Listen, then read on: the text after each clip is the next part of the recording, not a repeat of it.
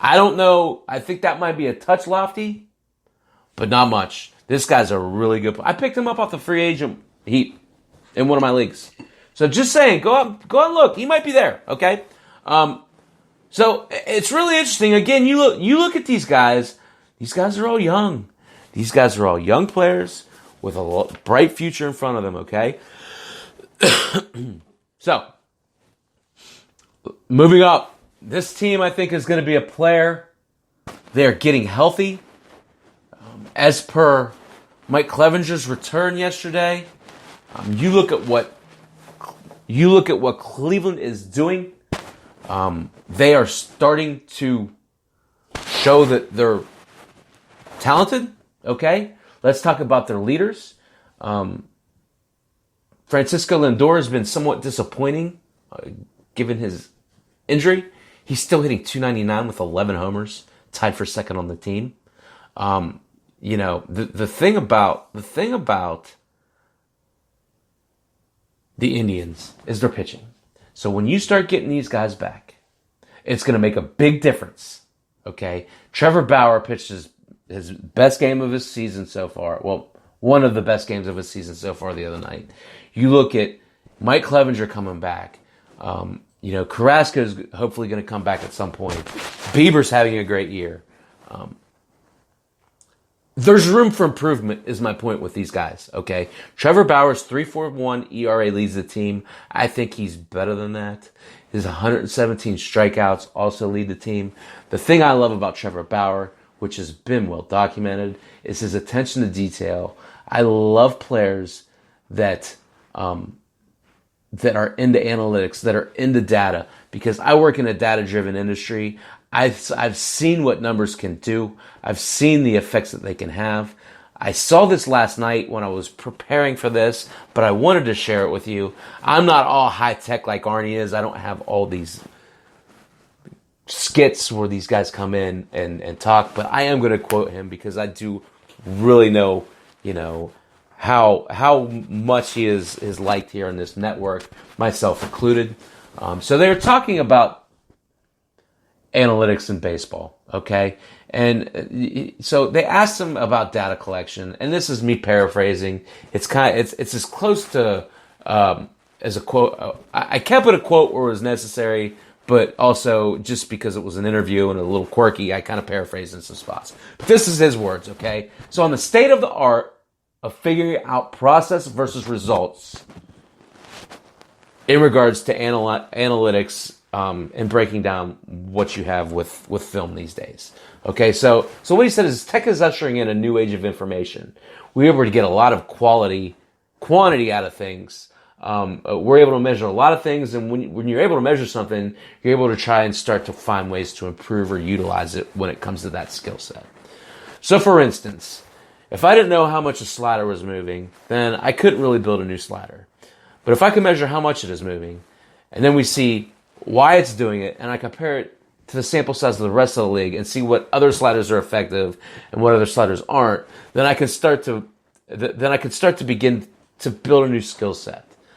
He says that's something that's going to become real common over the next 5 to 10 years. It'll be interesting what the next evolution is after that. So here you have a guy who's already forward thinking about ways where he can take advantage, right? I'll tell you, I love the way this guy thinks. I was never the most talented baseball player, but I got by on being able to be savvy enough to accomplish what I needed to do, right? And the guys like this, I really kind of gravitate towards. So, anytime Trevor Bauer starts talking about analytics, I am interested. I listen. So, interesting stuff, I thought.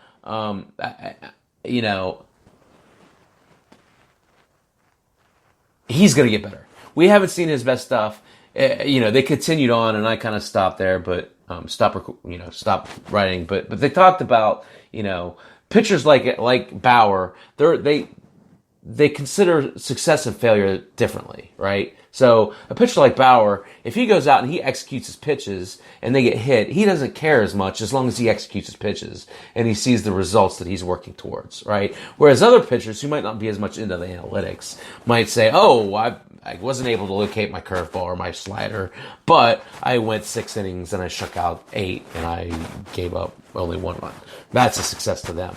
That wouldn't necessarily be a success to Bauer. He's more interested in the results of what of how he's able to execute his pitches. Okay, so neither here nor there. One guy I do want to talk about offensively for the Indians is Oscar Mercado. So here's a guy. I think this is really interesting, seeing what he's been doing. So on the year, he's hitting .304. He's got 3 homers, 21 runs, and 12 RBIs.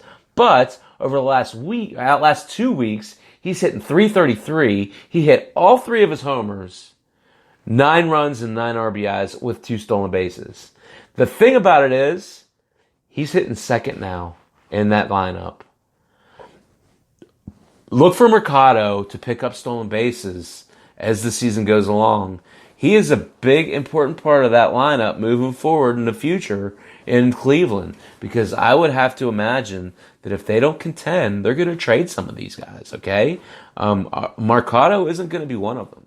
He is definitely someone who is a part of their future. So, it's good to see him doing well. So let's talk about, real quickly, the Twins. The Twins, everybody's darling. I will make the argument that they're the best team in baseball. They're certainly in the top 3. I don't know how, 4 at the most. So in my humble opinion, you got Minnesota, you got Houston, you got LA, and you got the Cubs. Okay? I know, Arnie, I know the Yankees aren't in it. They are, though. They're there. They're right there. You ask me later, I might tell you the Cubs are out and the Yankees are in. Or I might tell you someone else is out and the Yankees are in. Fact of the matter is, Minnesota is first in the majors in batting average at .275.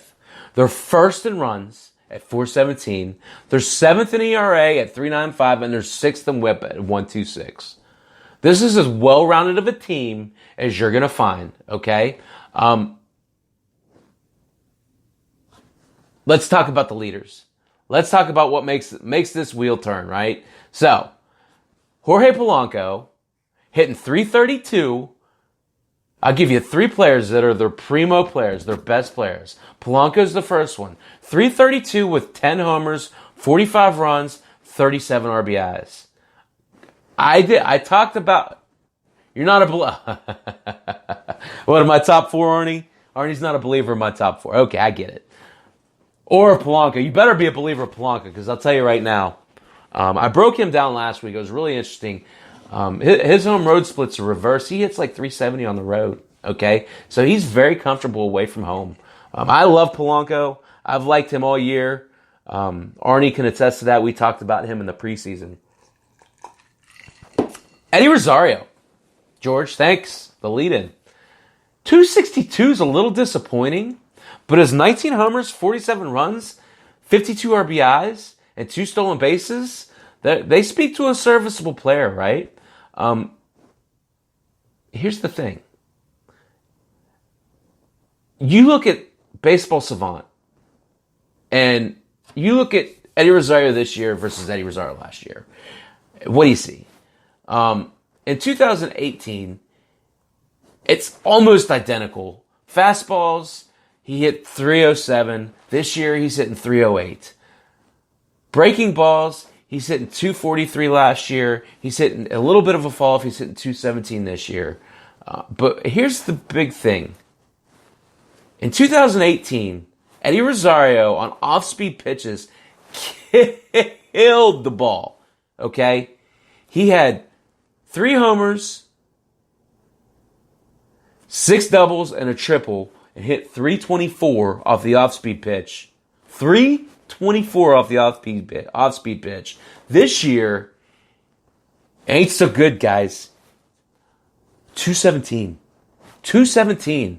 So, yeah, he's got 3 doubles, a triple, and 3 homers. But you got to bring that up. That'll be the key to what happens with Eddie Rosario the rest of the year. If he could, the off-speed pitch, if he can come back, just come back to the mean. Raise your batting average 30 or 40 points. And you're going to see a big boost in his overall numbers because of it. Because fact of the matter is, the other two places you can live with, right? Now here's the thing that gives you some hope. Two notes that I got from Baseball Savant. His K rate on the fastball is down. In 2018, it was 22%, and in 2019, it's 19%. So, the other positive of that is his whiff rate on the curve and the off speed has remained the same. There's been no regression. Okay? So he's refining his skill. He's just having a little bit of an issue with the off speed pitch. Now, the other part to that is his average exit velocity is 89.9 miles per hour, which is 19th among all major league hitters. 19th percentile. No, it's 19th among all major league hitters. Sorry. So, again, he's still hitting the ball really well. He's still hitting the ball really well. You just want to see a little bit of improvement, and this guy has shown he can do it. The other thing about the Twins, pick your poison, okay? So when I've started doing this, I like breaking down splits, okay? I like seeing what they do versus lefties, what they do versus righties, okay? The Twins are an interesting team, though. You look at their team. So left-handed hitting.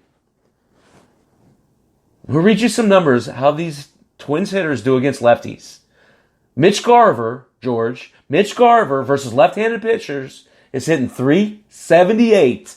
3 homers, 9 RBIs. Now you're going to find this. They're more of an average team against lefties, but they pop for power against righties, okay? So just bear with me. These are all 300 hitters against lefties. These are their starters, okay? CJ Cron is hitting .333 against lefties. He's got 6 homers, and I think that's 18. I can't read. The writing's too small. There we go. 18 RBIs against 6 homers and 18 RBIs against lefties. CJ Cron has. Okay, .333. Here's one for you. Byron Buxton hitting .327 against lefties. Guys, this is impressive. Okay, Nelson Cruz .323. 324, 5 homers. Marwin Gonzalez, .323. Jorge Polanco, .316.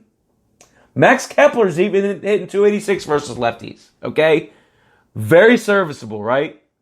Very serviceable. Now, let's talk about the pop in the right-handed side of the plate. So, you see they're facing a left-handed hitter? Stacked Twins. Stacked Twins. See they're facing the right-handed pitchers? How about this? Max Kepler's got 14 homers on the right from the right-handed side of the plate. Rubber. Versus right-handed pitchers, Max Kepler has a .272 batting average and 14 homers. That is sticking it, okay? Eddie Rosario is hitting .263 with 16 homers. Jonathan Scope, .266, 11 homers. Jorge Polanco, here you go, guys. Jorge Polanco is hitting .338 with 9 homers against right-handed pitchers. Pick your poison. This is why they're one of the most lethal teams in the majors, okay? And they're going to be tough to match up against. They're going to be real tough to match up against going down the stretch, okay? Now, we're at 8 o'clock. I told you I'd go over. I want to finish this. I'm not going to go over all this stuff. So, Arnie, here's the good news. We got a lot of stuff to talk about at 9 o'clock, brother, okay? So, George, come back and join us. I know it's late for you. You said that before, but it's going to be worth it, okay? I'm going to quickly go over my take on some stashes and some free agent guys, okay? Quickly. Free agents. Again, Jackie Bradley Jr. I don't know where I got this number with because George clearly just corrected me. 26% owned in Yahoo, I know. 284, 7 homers, 16 RBI runs, 17 RBIs, and 2 stolen bases. That's not anywhere near what you gave me earlier, George. So I'm going to have to go ahead and say you're right. Sometimes doing all this research. Oh, stashes for 9. Okay, Aaron. I'll save my stashes for 9. But I got to give you some of them because I got a lot. How about Ramon Laureano?